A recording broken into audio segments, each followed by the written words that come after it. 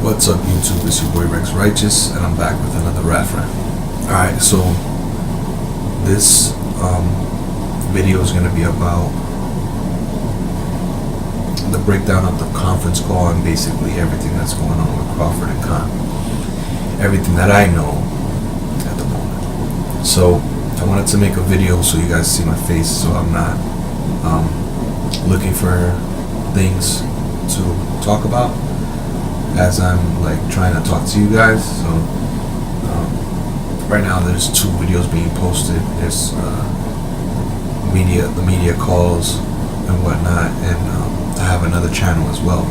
So if you're not already subscribed to that channel, you should go ahead and do that. It's called ADM Boxing, Alpha David Michael Boxing. That one is more for exclusive interviews and more about the boxing world, more video and audios for the boxing world. This one is more about myself and my interests. So go ahead and subscribe over there if you want just straight up boxing interviews and boxing stuff. This one is about all the stuff that I like. So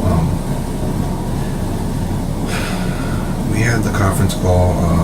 We got both sides. Khan, we got Bob Arum, we got Terrence Crawford.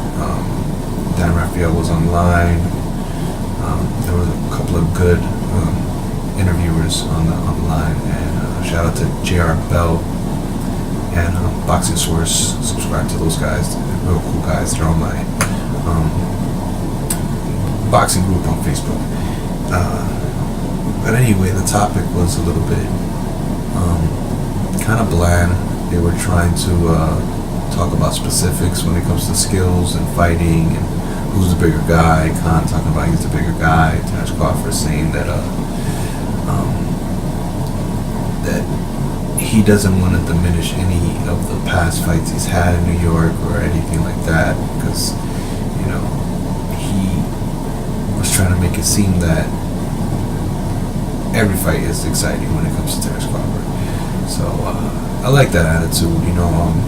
I think he should be respected like a Triple G, like a Usyk. Like he could have casuals and hardcores at the same time. Why not? What's wrong with that? Just like Spence. Of course, I don't think the world of Spence like some people do, but I think that they should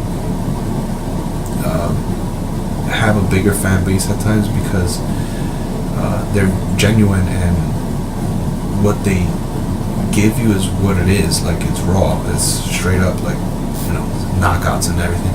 So I love that about those guys, and I think Crawford is definitely trying to show himself that way. You have to do that when you're in the public eye.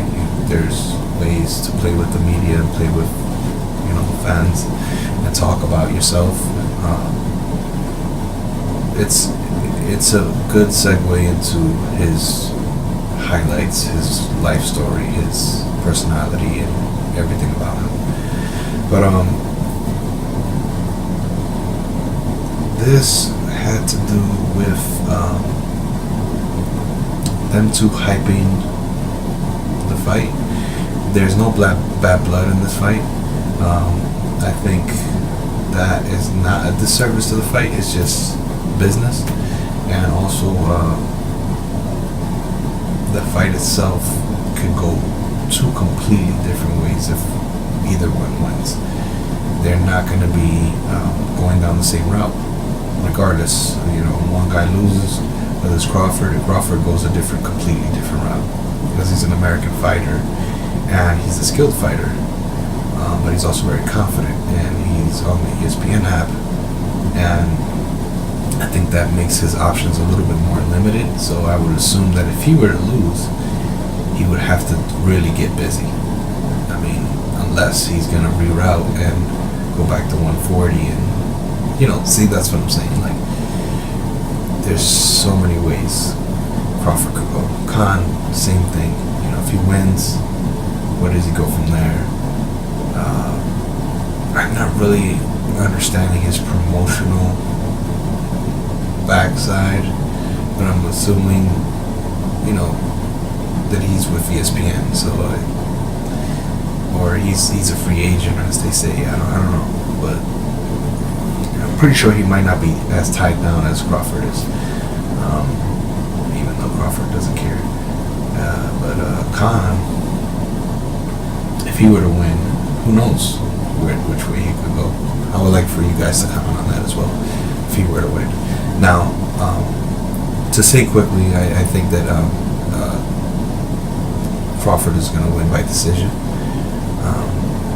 I'll get into that later on when I make my pre-evaluation video. I'm definitely going to break it down as best as I could. And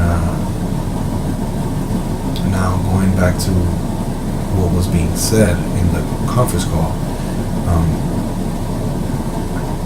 there's no bad blood, so they just talk about their past, what they're going to bring to the fight, and the MSG. So now what I find interesting is that MSG isn't selling that much tickets. That's what was a rumor I saw on Twitter. And if that's true, it makes sense on why Crawford is now calling out Spence again. The fight was always softly promoted. There's that get together at some fight in some back area in the arena. It was Crawford, Bob Arum, and Spence. It was good. It was good. Good promotion. Would have been nice if Al Heyman was there, but anyway, I'm pretty sure there was some influence, and they both got their points across on how the fight could happen. But how else are these fights supposed to get bigger, But anyway, I haven't double checked on what's going on with the ticket sales. To get back to that, I think that's the reason why they're calling out Spence, because the ticket sales aren't doing that well. Now, there's a couple of reasons why the ticket sales might not be doing that well. It could be the time of the year. It could be what's going on in New York at that time. Mind you, I'm pretty sure that's like spring season for baseball, and who knows? It could be slowing down over there, or it could be picking up. So it could be either one. But Khan isn't always going to be a hot ticket. Now in New York, he could be. It's possible he's fought there before, and he didn't always lose.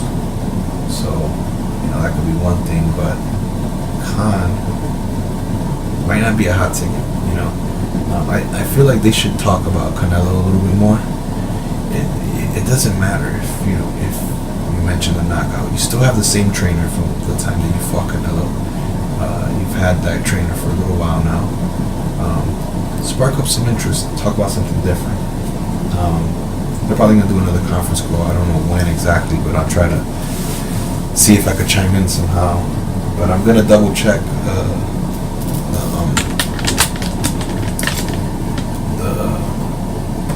ticket sales.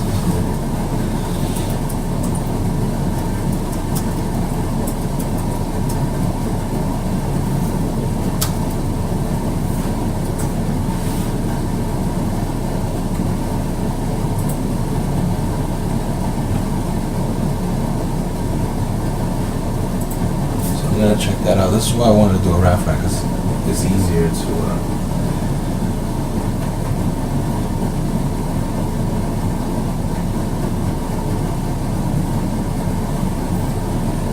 look up stuff, because I didn't want to do the audio and not have my things prepared. Okay.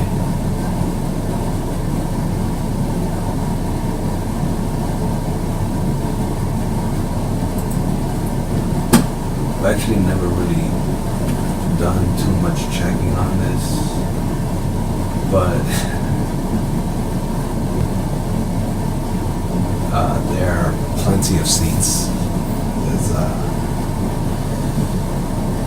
I wish I could, let me see. Okay.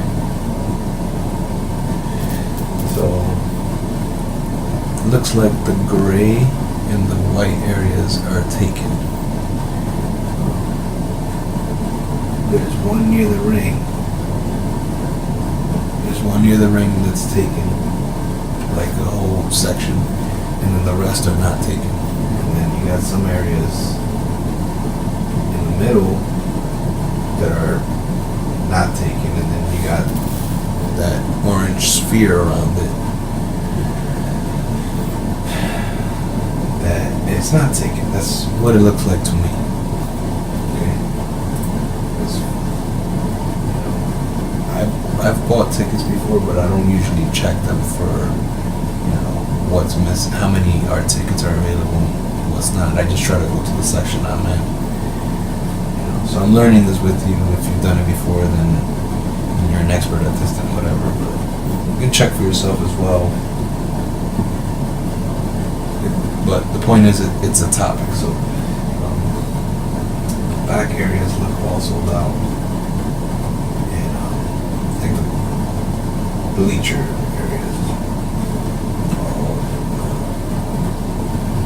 See, this thing said the event is selling out, so I don't know if that's true. I know the more that people talk about it, though, the tickets start to move. Yeah, but from what I see, I don't think it's doing that well. I hope you guys can update us. For the people that don't know, that are in the comments and want to know, to let us know what you think is going on with the fight. What else can be developed.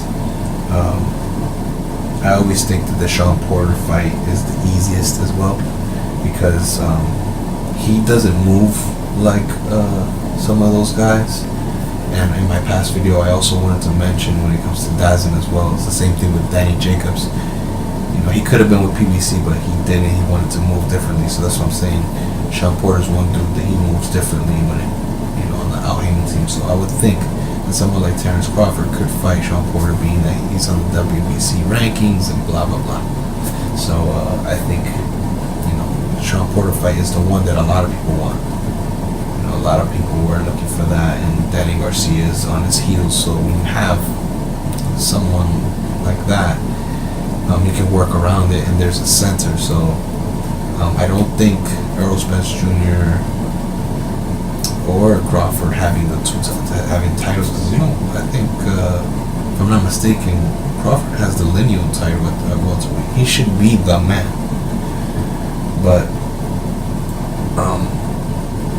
he's got to move tickets too.